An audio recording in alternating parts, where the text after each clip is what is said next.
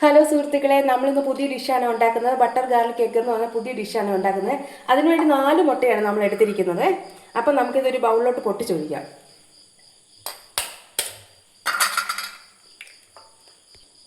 നമ്മൾ മുട്ടയെല്ലാം പൊട്ടിച്ചൊരു ബൗളിലോട്ട് എടുത്തിട്ടുണ്ട്. നമുക്ക് ലേശം കുരുമുളക് പൗഡർ ഇടാം. നന്നായിട്ട് പൊടിച്ച പൗഡറാണ് ഇടേണ്ടത്. ലേശം ഉപ്പിടാം. ഉപ്പ് പൊടിയാണ് ചേർക്കുന്നത്. ഇനി ഇത് നന്നായിട്ട് ഇളക്കിയെടുക്കാം. അപ്പോൾ നമ്മൾ ഒരു പാൻ ചൂടാക്കാൻ വെച്ചിട്ടുണ്ടായിരുന്നു. നമ്മൾ കുറച്ച് ബട്ടർ ഇല്ല, അതിന് വരിപ്പോൾ സൺഫ്ലവർ ഓയിലാണ് ശകലം ചേർക്കുന്നത്. അപ്പോൾ എണ്ണയൊക്കെ ചൂടായിട്ടുണ്ട്. നമ്മൾ പാനിലോട്ട് ഒഴിക്കുവാണേ.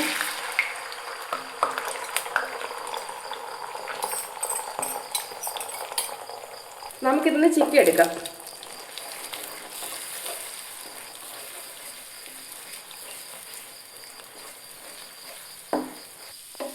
ഹലോ ഡിയർ, നമ്മുടെ അപ്പം മുട്ട ചിക്കിത്ത് റെഡി ആയിട്ടുണ്ട്. ഇതൊരു പ്ലേറ്റോട്ട് മാറ്റാമേ. നമുക്കൊരു പ്ലേറ്റോട്ട് മാറ്റാം.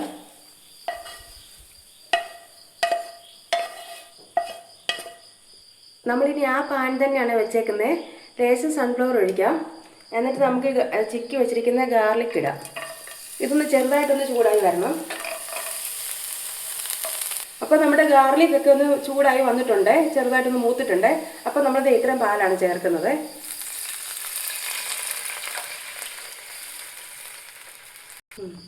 നമ്മളിത് ഇത്രയും സ്പൂൺ മൈദയാണ് ചേർക്കുന്നത്. കട്ട കെട്ടാതെ നമ്മൾ ഇളക്കണം. ഇത് നമ്മൾ ചെറിയൊരു സ്പൂണ് ചില്ലി ക്രഷ് ചെയ്താണ് ഇടുന്നത്. ഇനി ലേശം കുരുമുളക് പൊടി ഇടാം.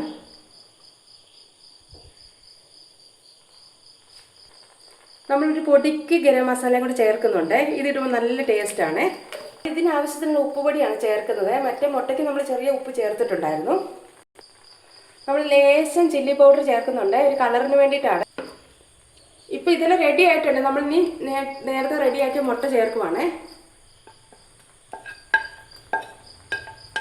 ഹലോ സുഹൃത്തുക്കളെ, നമ്മുടെ ഡിഷ് അങ്ങനെ റെഡി ആയിട്ടുണ്ട്.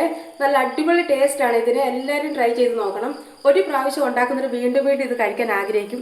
അത്രയ്ക്ക് നല്ല സാധനം. ബ്രെഡോ ദോശ എന്തിൻ്റെ കൂടെ വേണമെങ്കിൽ, ചപ്പാത്തി എന്തിൻ്റെ കൂടെ വേണമെങ്കിലും ഇത് കഴിക്കാൻ അടിപൊളിയാണ്. അപ്പോൾ താങ്ക് യു ഓൾ.